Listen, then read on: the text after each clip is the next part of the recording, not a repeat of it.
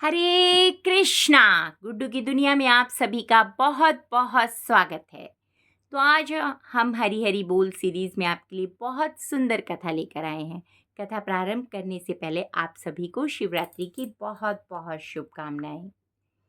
तो कथा प्रारंभ करते हैं। कथा का शीर्षक है श्रद्धालु की भेंट। तो कथा प्रारंभ करते हैं। एक बार किसी गांव में एक बड़े संत महात्मा का अपने शिष्यों सहित आगमन हुआ। सब इस होड़ में लग गए कि क्या भेंट करें। इधर गांव में एक गरीब जूते सिलने वाला था। उसने देखा कि उसके घर के बाहर के तालाब में एक बेमौसम का एक कमल का फूल खिला है। उसकी इच्छा हुई कि आज नगर में महात्मा आए हैं, सब लोग तो उधर ही जाएंगे। आज हमारा काम चलेगा ही नहीं, क्यों ना आज यह फूल बेचकर ही गुजारा कर लें। वह तालाब के अंदर कीचड़ में घुस गया, कमल के फूल को लेकर आया, केले के पत्ते का दौना बनाया और उसके अंदर कमल का फूल रख दिया। पानी की कुछ बूंदें कमल पर पड़ी हुई थीं और बहुत सुंदर दिखाई दे रही थीं। इतनी देर में एक सेठ पास आया और आते ही कहा, क्यों फूल बेचने की इच्छा है क्या? आज हम आपको इसके 2 चांदी के रुपए दे सकते हैं। अब उसने सोचा कि 1-2 आने का फूल, इसके 2 रुपए दिए जा रहे हैं, वो भी चांदी के। आश्चर्य में पड़ गया।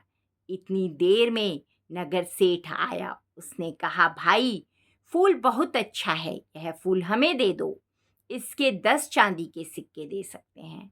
मोची ने सोचा, इतना कीमती है यह फूल। नगर सेठ ने मोची को सोच में पड़े देखकर कहा कि अगर पैसे कम हों तो और ज्यादा दे दिए जा सकते हैं। गरीब आदमी ने सोचा, क्या बहुत कीमती है ये फूल? नगर सेठ ने कहा, मेरी इच्छा है कि मैं इसे महात्मा के चरणों में रखूं, इसलिए इसकी कीमत लगाने लगा हूं। इतनी देर में उस राज्य का मंत्री अपने वाहन पर बैठा हुआ पास आ गया और कहता है, क्या बात है, कैसी भीड़ लगी हुई है? अब लोग कुछ बताते इससे पहले ही उसका ध्यान उस फूल की तरफ गया। उसने पूछा, यह फूल बेचोगे? हम इसके 100 सिक्के दे सकते हैं, क्योंकि महात्मा आए हुए हैं। ये सिक्के तो कोई कीमत नहीं रखते। जब हम महात्मा के चरणों में ये फूल लेकर जाएंगे तो सारे गांव में हमारी चर्चा होगी। महात्मा ने केवल मंत्री का भेंट ही स्वीकार किया। हमारी बहुत ज़्यादा चर्चा होगी, इसलिए मेरी इच्छा है कि यह फूल मैं भेंट करूं। और थोड़ी देर के बाद राजा ने भीड़ को देखा। तो देखने के बाद वजीर ने पूछा कि क्या बात है? वजीर ने बताया कि फूल का सौदा चल रहा है। राजा ने देखते ही कहा, इसको हमारी तरफ से 1000 चांदी के सिक्के भेंट करना, यह फूल हम लेना चाहते हैं। गरीब आदमी ने कहा, लोगे तो तभी जब मैं बेचूंगा, हम बेचना ही नहीं चाहते। तब राजा ने कहा कि क्यों नहीं बेचना चाहते?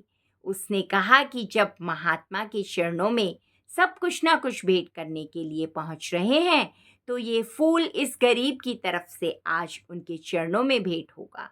राजा बोला, देख लो, 1000 चांदी के सिक्कों से तुम्हारी पीढ़ियां तर सकती हैं। आदमी ने कहा, मैंने तो आज तक राजाओं की संपत्ति से किसी को तरते नहीं देखा, लेकिन महान पुरुषों के आशीर्वाद से तो लोगों को जरूर तरते हुए देखा है। राजा मुस्कुराया और कहा, तेरी बात में दम है, तेरी मर्जी, तू ही भेंट कर ले।